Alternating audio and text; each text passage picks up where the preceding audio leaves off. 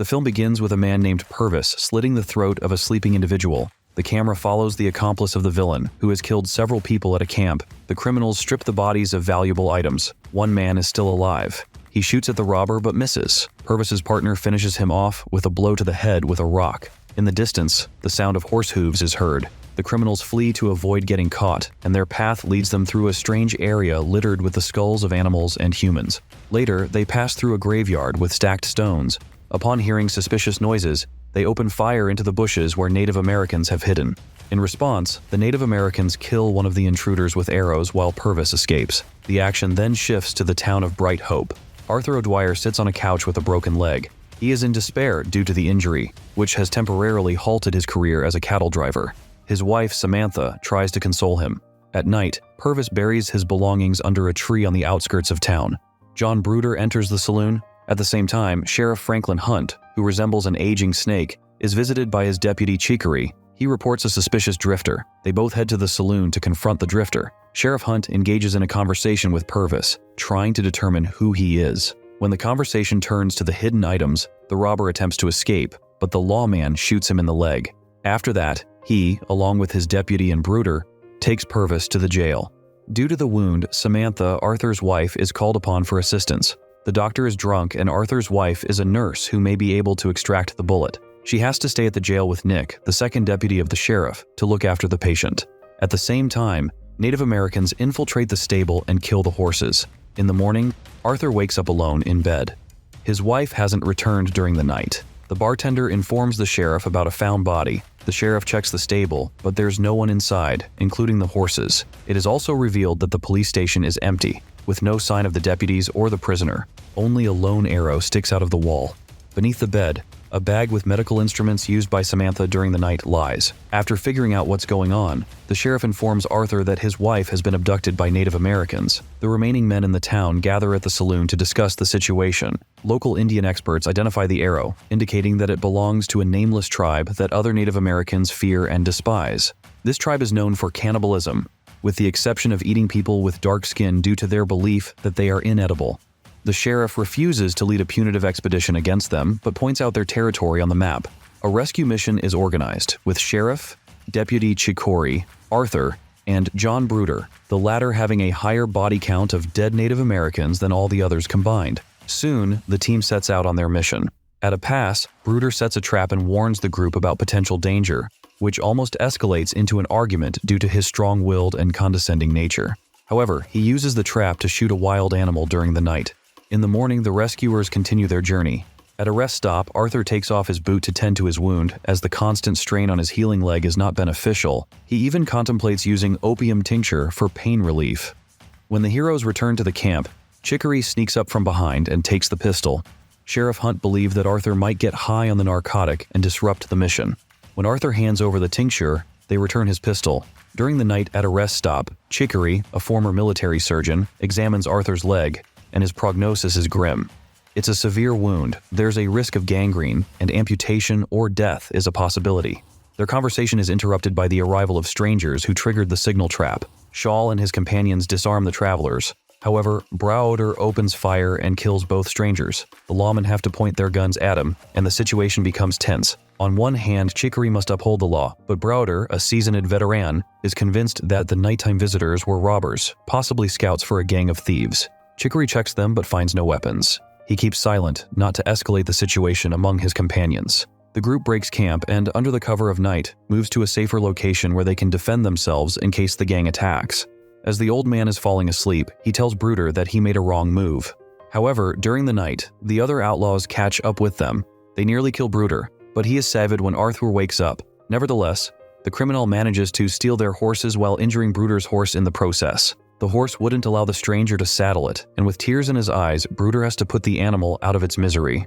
The travelers decide to continue on foot, resting during the day instead of at night. Arthur is sent ahead, and the limping cowboy will be caught up by the others after they gather their belongings. The sheriff, who stays behind, watches him closely, not very convinced that he can overcome the plane with such a wound.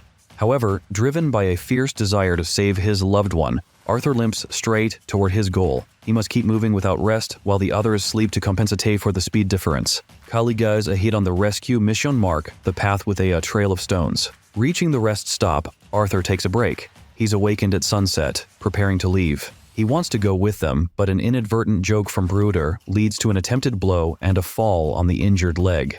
Chicory examines the wound, and the sheriff orders Arthur to stay in place despite his objections. They give him opium tincture and set the bone with a pinpoint blow from a hammer. Before losing consciousness, he apologizes to his companions for losing his temper. The worry about his wife's fate is taking a toll on him.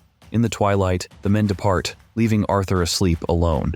Chicory doesn't have much faith that he will survive, especially in these conditions. In the early morning, they hear a strange sound resembling a wolf's howl. The sheriff believes that the decoy is communicating. They leave marks for Arthur and move on with their weapons ready. Chicory engages in a conversation with Bruder to pass the time.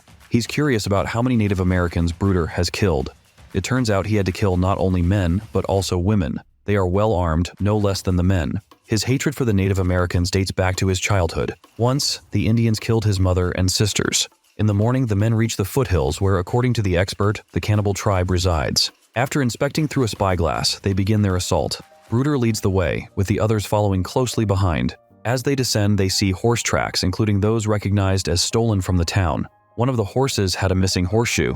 Following these tracks, the team reaches a mountain crevice adorned with animal skulls. After navigating through it, the rescuers split up. Bruder goes on reconnaissance while the sheriff and his deputy provide cover. Strange noises are heard again, but Bruder signals that they can proceed. The lawmen find him in the thickets of desert shrubs, where he observes a cave on the mountainside. Before they can react, 3 arrows are released at them. The old man manages to shoot one of the approaching Indians, and the sheriff kills the second one. A pause ensues during which the deputy tends to Bruder's wound. The sheriff hands him a rifle. The wounded shooter requests to be left with dynamite, as he intends to lure the savages and blow himself up along with them. Lighting his last cigarette, Bruder reveals that he has killed 116 Indians and wants to increase his count. However, left alone, he doesn't have time to use the explosives. An Indian rushes towards him and hurls a tomahawk. The sound of a rifle shot echoes over the mountain, and the camera switches to the sheriff and his deputy. As they exit, several cannibals rush them. The sheriff manages to shoot one before he's tackled to the ground, while another stuns Cicero. They are dragged into the cave. Along the way, the deputy sees Bruder dead with a bone tomahawk in his head, and the Indian he killed. Decoray, with cries, requests a rope be lowered, and they are hoisted up into the cave. There, the men are placed in a cell, with Samantha in a neighboring one. Arthur's wife is still alive and seemingly unharmed at first glance. Next to her is Deputy Nick, who has fallen ill. As for Percival, the one kidnapped that fateful night, he has already been consumed by the cannibals. In the cave, a healthy Indian with protruding pig tusks in his mouth appears. By his command, they extract Nick from his cell. They undress him while the sheriff and Cicero attempt to break the cage. A blow to the fingers quiets the rebels.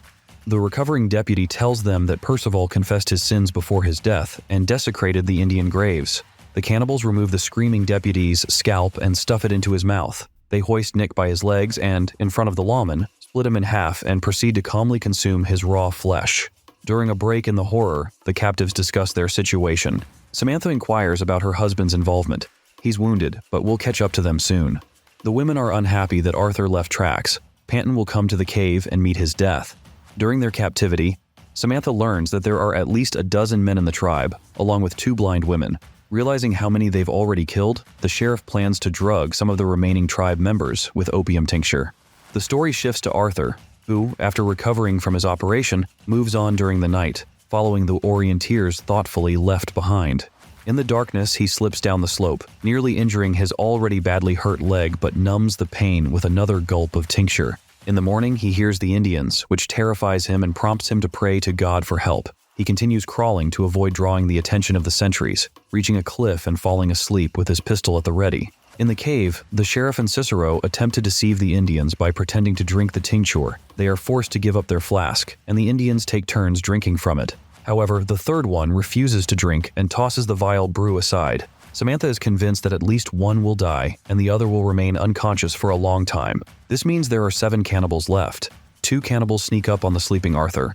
One fires an arrow from a bow but misses. The arrow lands beside him. He retaliates with gunfire, killing both opponents and examining their bodies. Arthur notices a strange bone structure embedded in their throats, which they use to make their calls. He carefully removes the bones from the throat of one of the deceased and puts them in his pocket, similar to how Bilbo Baggins treated his precious.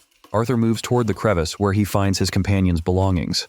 Realizing that there are Indians on duty here, he takes a detour. After climbing up, he places a bone plate in his mouth and blows like a whistle. The plan succeeds.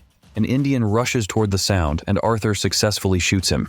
Finishing off the wounded Indian, Arthur continues to crawl and finds a grave.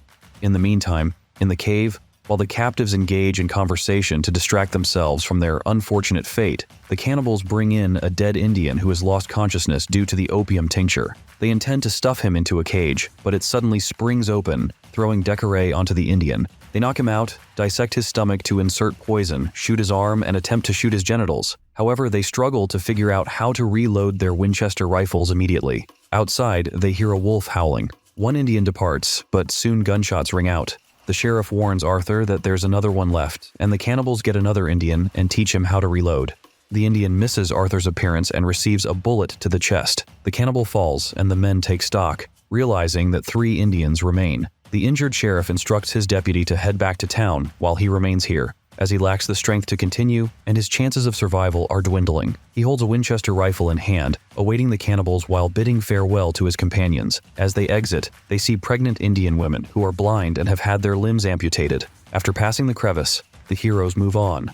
They eventually hear gunshots. The sheriff waits for the remaining daycare